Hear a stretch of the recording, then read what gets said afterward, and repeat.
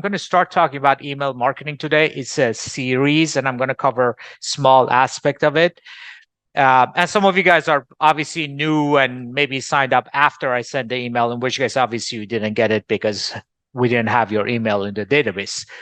But I tell you guys, over the years, I've sent a lot of emails. In my first startup, I had close to 100 million emails in our database. And I learned a lot about email marketing, especially large email databases, how to handle it, what are some of the things to do. And the principles apply whether you have a database of 1,000 emails or 100 emails or 10 million emails. Okay. So over time, I have kind of like developed my own practices because I dealt with a lot of email databases in different industries, in different scenarios. And the exact best, and by the way, email marketing is an important part of your marketing strategy. If you do not, if you don't do email marketing or you don't think about it systematically, you're missing out. And it's an important aspect of your marketing tool. And the answer, you need to understand the principles, and the correct answer varies depending on your business. But I want you to understand the principles of it.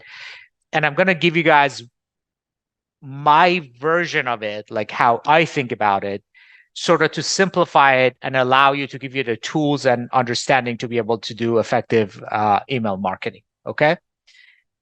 Somebody said follow-up is where the money is. Email marketing, email follow-ups is very important. Again, I'm going to cover that today. Okay. Zooming out, there are 3 categories of emails that a business sends to its customers. The first one is what you're very familiar with. They are transactional emails. Like, hey, once you sign up, they send you a receipt. They send you your login info. If it is an e-commerce site, they send you an email that says, hey, your order is on the way. Your order has arrived. Stuff like that. Transactional emails, right? The second category, and this is normally transactional emails are not marketing emails. They are more informational to help the customer to use your product. The second and third category of emails you send to the customers are what I call marketing emails. And I put them in 2 buckets. Bucket number 1 is what I call, my terminology, state-based emails. State-based emails are emails that are targeted towards users who are in a particular state on your platform. As one example, abandoned cart series are emails targeted to people who either came and opted in to your website, but they didn't purchase a product. Or if it's an e-commerce website, they came in, dragged the product or select the product to be added to the cart, but then they didn't finish purchase. Another type is engagement emails. It's been like example of that. It's been 10 days since your last login. Another example is, progression. So your user is in a particular state. You want them to upgrade to the next level of subscription. You want them to add another particular product or, set up this thing. So they came in and they set up the basics on your product, but they didn't finish setup or didn't do another thing on your product. It is progression based. Okay. So the second and third are very different, and you have to think about them differently. State-based emails are targeted to particular subsegments, and it's user specific. So you send them, a user is in this particular state. For example, they came in, opted in, and they didn't purchase. That's a state. And you got to come up with email strategy on how to get those people. So every customer has a customer journey. So that person is in the beginning of their customer journey. You think of state as like a step in the customer journey. You send them a specific email to push them to the next stage. And then you send them another email type to send them to the next stage and next stage and next stage. Does that make sense? So one user may receive it, depending on which stage of customer journey they're on.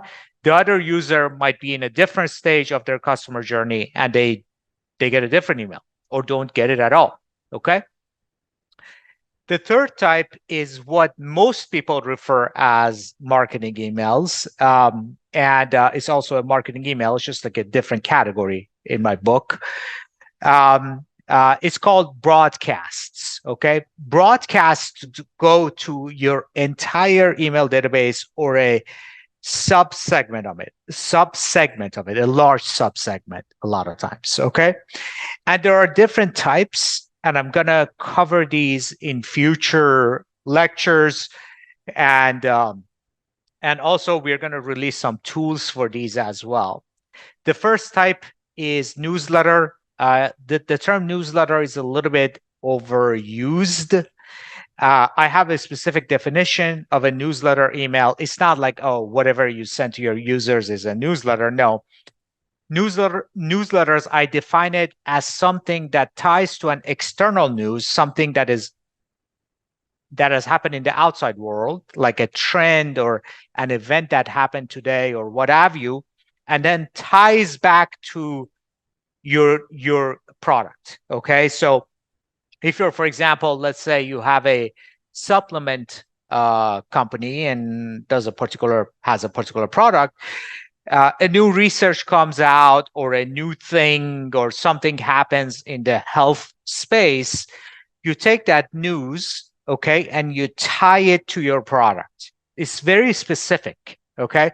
So you essentially you're latching on to something that the user is currently aware of because it's a thing that people know or because it's happening outside. And you say, hey, my product, let me summarize it to you and then show you how relevant my product is to this particular news that you might have heard of.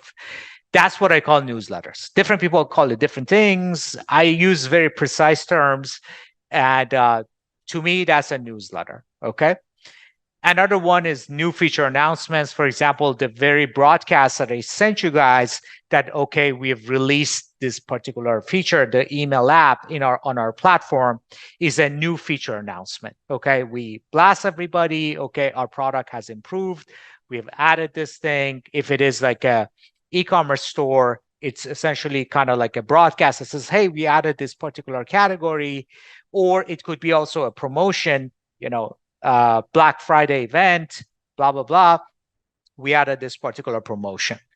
Event announcements is, for example, the email that I send for today's Zoom call is an event announcement. An event announcements, or if you have a conference or you conduct Zoom calls, which, by the way, I really encourage you guys, if you want to build a community around your product, do regular Zoom calls or conferences, physical conferences, same concept, just Zoom calls are easier for people to attend, especially in our scenario where we have a global user base. So event announcements are another form of broadcasts, right? And you want to kind of create a mix of these emails in your email marketing strategy. Pro tips is another one that people use. Essentially, you think of, okay, so what are, again, if it's health, fitness, marketing, you have, I don't know, self-help, mental health, wealth, any sort of category, like providing nuggets of advice or information to people and add value to them. That's another way to send a broadcast. Does that make sense? So you need to really think about different categories of emails that you're planning to send out, put them in different buckets, and then ask yourself, okay, do I have an abandoned cart series? Does it make sense for my business? Do I have an engagement email? Does it make sense for my business? Do I have a stage progression email? Does it make sense for my business? Do I have different tiers of subscription or services that I like? Does that make sense? So you got to really be intentional and design your email strategy if you want to be successful in your business. I always say business is competitive. Marketing in particular is warfare. So you can't be willy-nilly about your email strategy and you may not have all the categories. Obviously, it's a lot of work to figure it out, and sometimes some of you guys have small businesses or small email databases. You gotta kind of allocate your time accordingly, but at least know the categories and just have a mental map of what you currently have, and what you don't, and just have a plan for the future as your business grows, as you get more emails in your database, as your team grows, your capabilities grows, as AI tools make it easier for you to come up with these emails, so it's not a lot of work on you or your team to send these out. You can fill the blanks. And also, you have to look at the aggregate volume of emails that you're sending, and there's a cost benefit there. I'm going to talk about it in a future lesson, because you also don't want to overwhelm the users with emails. I am a big fan of monitoring your email open rate. Again, this is a topic I'm going to cover in a different session. For example, at Deal.ai, we have a really good open rate and really good inbox rate. Like what you got, the poll that I just did, because it's hard to know what your inbox rate is. Our emails have really high open rate, which by proxy means it has a really good inbox rate. And that is because you practice what's essentially email hygiene. Email hygiene, again, whole different technical conversation to do later. You need to take out emails that are undeliverable or bounce. You need to take them out. You need to monitor the total aggregate frequency of the emails that are coming from your domain name. And there are a whole host of issues that you need to think about if you want to. It's not just about collecting emails. It's not just about writing persuasive emails, but it's also about overall email strategy and hygiene, so that when you send emails, they land on people's inbox. One mistake that I see very often, even with people that are well known in the industry and well respected, sometimes the mistake that I see is that they try to milk their email list too aggressively, and their frequency of email is so high that the open rate on the email drops. And when the open rate on the email drops, the email service providers, they punish you. Your email ends up in promotions. Now, let's talk about abandoned cart series. Let me move the chat widget to the bottom. Okay. So abandoned cart series. So abandoned cart email sequence or abandoned cart series or whatever name you use, essentially, like I said, is when a user opts into your website, or the user goes in and adds a product to the shopping cart if it's an e-commerce site, but they don't check out or they don't take the next action after that. So in e-commerce, it will be purchase. In Deal.ai, for example, would be purchase.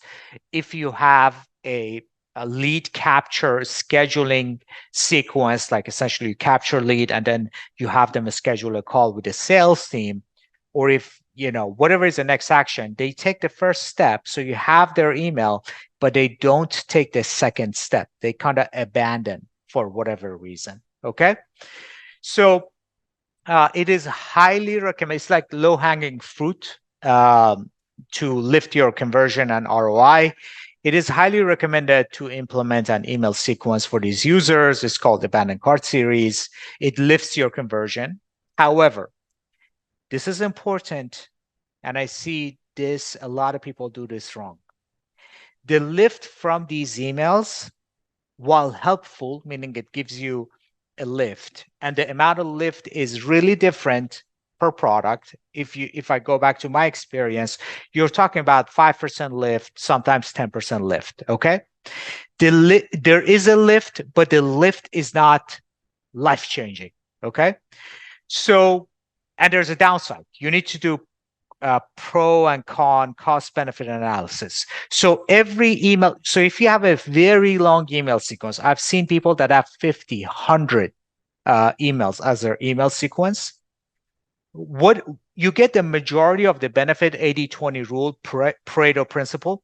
You get the majority of the benefit from the first 1, 2, 3, 4 emails. And then the extra benefit that you get from, going all the way to 50 emails. And I kid you not, there are people who have like 50, 100 abandoned cart series. And I've tried it. Okay. So it's not like it's no knock on them. A lot of people do it. People think the more the better.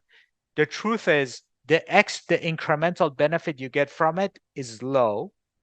And then when you combine that with the volume that you're sending from a very long and detailed abandoned cart series with, for example, broadcast emails, when you add them on top, your email volume becomes annoying. So the end user stops opening your emails, and when they stop opening your emails, your average open rate goes down, and then you get punished for that. And also, users think of you as a spammy company, and therefore they stop opening your emails. Does it make sense? Um, so, for example, like I'll give you a simple formula.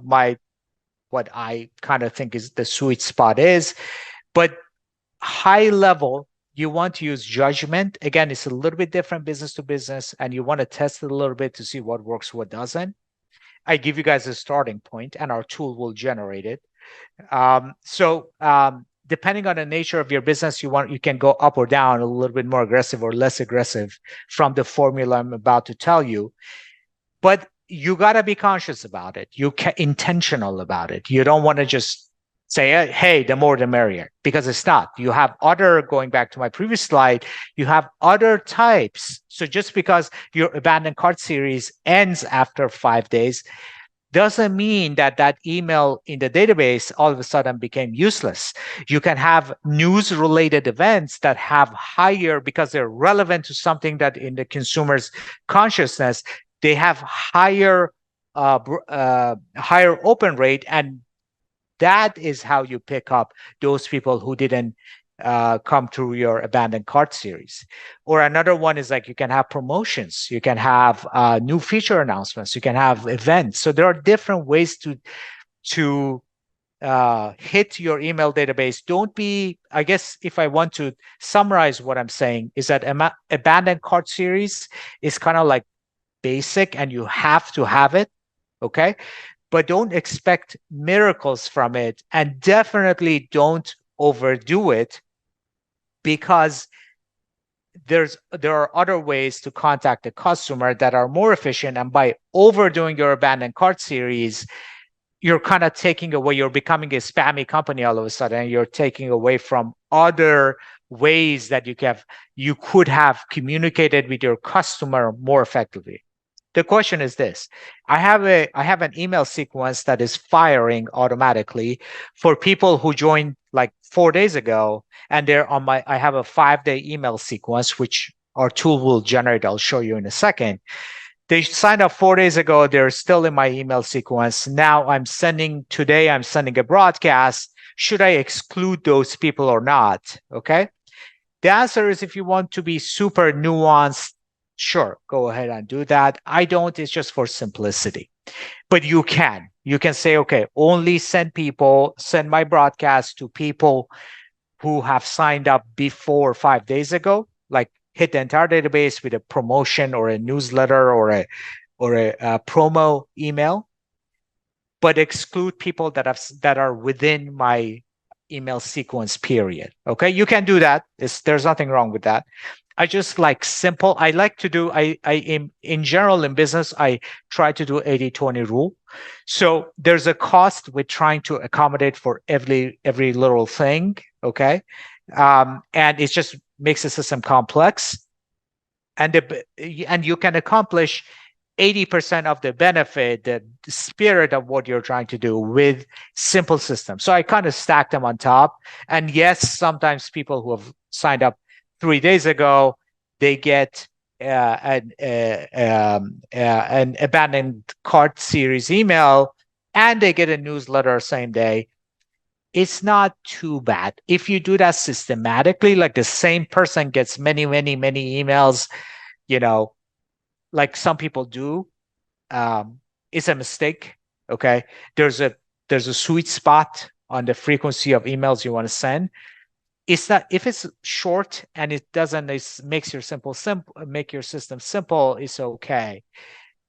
You just don't want to do it over a sustained period of time. Okay, that's when people start ignoring your emails, your open rate goes down. We have really good open rate, and I've done both ways, by the way. I'm not telling you guys I haven't made mistakes. I've made a ton of mistakes on the way to understanding what the optimal formula is. And I'm trying to tell you guys the spirit of it so that you don't make the very obvious mistakes that honestly some, like, some well-known people make. Um, I won't give examples. Let me just leave it at that. So, okay, going to the to my simple formula for email sequences. I use a 4 email sequence formula. Okay, it's like a thing I've used in the past. It worked for me. It's about the right frequency to me, and I spread it over 5 days. You can go to 7, you can go to 14, you can go to 3. Again, there's different flavors of it, and I'm going to show it to you after I talk about it. I'm going to show it to you on our platform in the email apps. But it's actually so simple and brain dead that it works. And probably if you try to build too much on it, you again, it's a business specific, but in my experience, it's kind of like the extra juice is not worth the squeeze. It's just, this is a simple way of thinking about it. You just set it up once and it does the job, and it's a fire and forget. And then you can switch your focus to broadcast emails and things like that for continuous communication for your customers. Here are the 4 emails. Okay. Email 1, it is sent relatively quickly after the customer initiates the opt-in or add to cart, but does not take the action, purchase, schedule a call, what have you. Okay. And I send that relatively quickly, probably faster than most people would, like 1 hour after that event. Okay. And that first email is specifically focused on encouraging the user to continue to action they started. Let me explain the reason for the first email. So a lot of people think their customers are sitting in front of a laptop and they're like, they're paying attention to what they're doing, and they see your ad or they Google you or whatever, they come to your website and they're like, they enter their information and then they decide not to purchase. Okay. That is not, that is part of the reason, but that's not all of it. A good chunk of those users are in this scenario. They're driving their kids to school. They are, sitting in an airplane. The airplane is about to take off. They see something that piques their interest. They click on it. They enter their information, and then life comes up. Their mom calls them. The plane takes off. The kids are dropped off at school. They just, they don't have their credit card on them at that moment of time, something like that, right? It's mechanical. It's not because they did not intend to purchase. It's just mechanically, they got distracted. They didn't have their credit card, what have you. Their kids are doing something, they get a phone call, they have a Zoom call, they have to attend, something like that. So they get distracted. They do not get to finish the action. Okay. So the first thing you want to do relatively quickly, 1 hour, 2 hours, you can pick your number. I do 1 hour. You want to bring that back up to them. They're like, hey, you started, you didn't finish. Can you please finish? Okay. So that's my email number 1. It's super simple. It's to combat the mechanical aspect of abandoned cart. The person fully intended to check out, but they did not, for an outside reason, they did not check out. So the first email is just to get those people. Email number 2. Okay. I send this email a day later. Okay. You can have your own flair. or whatever. I'm going to share with you guys what I do. Email number 2 is a reset. Okay. Even in a negotiation, in every aspect of life, you are going down a path. This is no longer about intentional abandons. Okay. It's about people who are on the fence or got cold feet. So email number 2 is somebody mentioned you can give a percentage off. That's correct. But I wouldn't do it on step number 1. Okay. On step number 2, step number 1 is just mechanical. The person didn't have their card on them. Kids are doing something, so they get a call. They have something to do. Okay. I try to capture those in email number 1. Email number 2 is what I call a reset. And it's not just for email marketing in every aspect of your life. Let's say you're working on a deal. Okay. This is to address people who got cold feet. Okay. So somebody liked the initial idea. There's a reason why they opted in or they added the product to the abandoned cart, to the cart, is that they were initially, so you had their attention, they took an action, they showed you they had that initial interest, but then they got cold feet. Okay. When somebody gets cold feet, the formula is to press the reset button, meaning remind them of the main benefit of your product or service that got them interested in the first place. You bring it up in their consciousness level. That's the purpose of email number 2. So with email number 2, you essentially say, hey, this is what our product does. This is the main product, the main benefit of our product to you. And you want to take advantage of it because blah, blah, blah.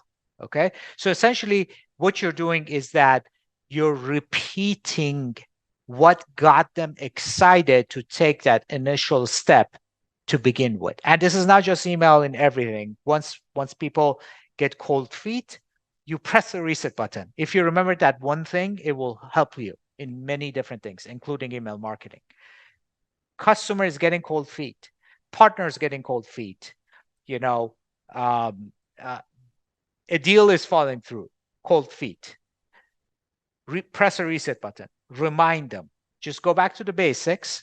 Remind them this is why you were interested in our product to begin with, because benefit, whatever the benefit of your product or service is. Okay, does that make sense? The second one, it's like remind them of the benefit. Even here, I wouldn't offer a discount because what you're doing is you're reminding them of the main benefit. Okay, that got them excited. So you know that it is a working benefit. It's a benefit that resonates with that particular customer. Now, moving on to email 3. Email 3 should answer the why now question. So, okay, one reason that people don't take action intentionally, so they took the first action, meaning the benefit resonated with them.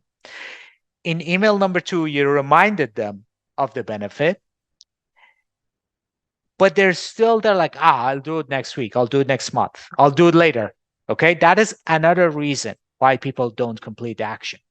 And that's what you try to address with email 3. Okay.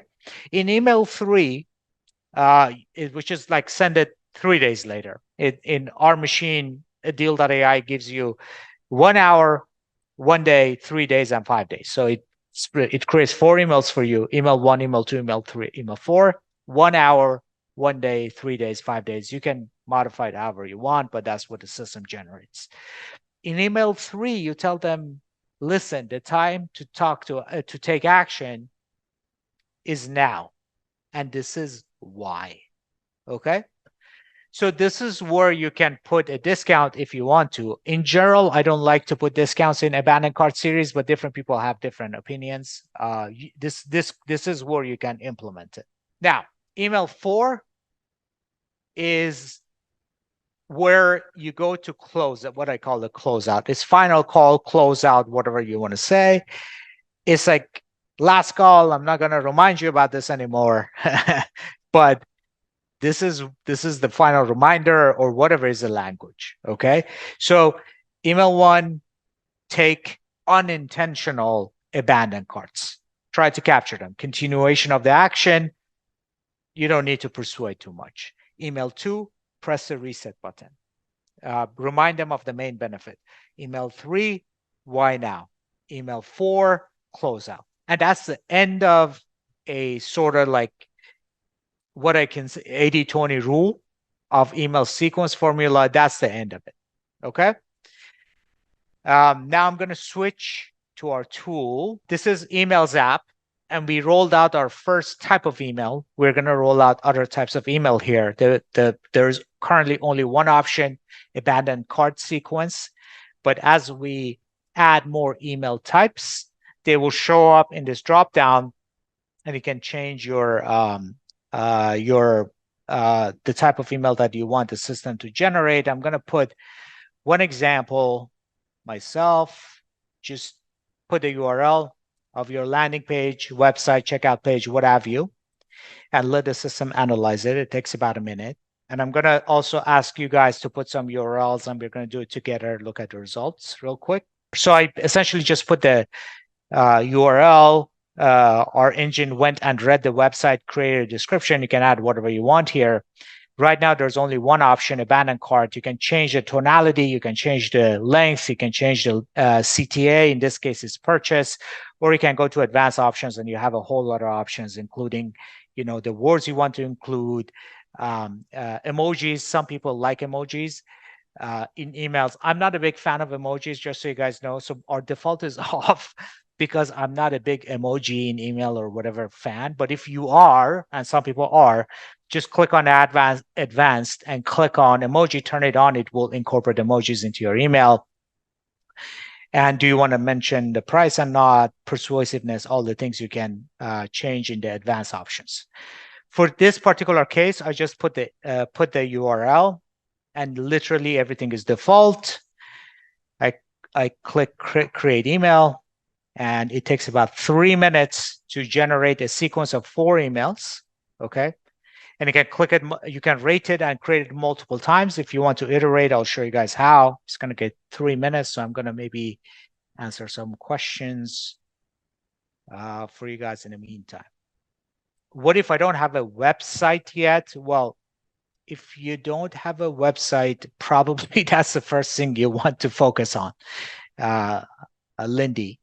So you really want to have a website, e-commerce store, or a funnel or landing page that before you worry about sending emails, because you want your emails to have a landing page.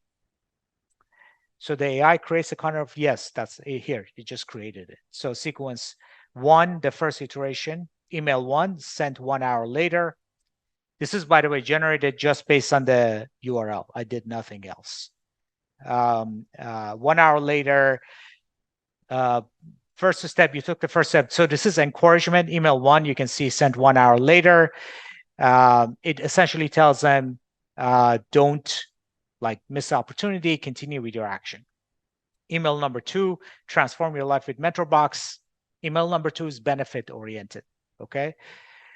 Have already developed deeper success into success of blah, blah, blah, blah, blah. So this is essentially reading books, you're absorbing lifelong insights, quick learning. So this is essentially the main value proposition of the product. So they put it in a second email, short and sweet. Third email, the clock is ticking. Why this is the right time to take action. Why delay success when MentorBox is ready to guide you towards your full potential today. Okay, so this is, again, this is the formula. Email 1, sent immediately. Continue, encourages the user to continue action. Email 2, reset button, tells them, hey, this was the main benefit. This is why you started the action, and you should continue. 3 days later, email number 3 comes in, and this one focuses on why now, why delay. And number 4, last chance, your MentorBox trial is waiting for you. It's been 5 days since we last connected. It's about to slip away. Da, da, da. So it's closeout language. Does that make sense, guys? Are you with me? Do you guys see how easy it is? Okay.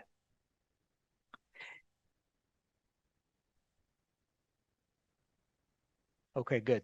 Seems like you guys get the idea. So essentially, all you do is press reset if you have if you're working on a different product, or if it's the same product, just go to websites and put the URL and just click create more emails. Essentially, step one, enter the URL. Step two, press this button. Step three, generate emails. Now, if you want to iterate on it, then what you do is that you go and rate these. You say, this is a good email. Maybe this is not that great of an email. I'm just making things up. Actually, this one is a good email. So I'm going to give this actually a 5. Let me see. Third one. Third one is good too. So I'm going to give it a 4. And we look at the closeout. Closeout. I mean, just for test, let's make it 1. Even that is a good email. So then what I do is that you rate them.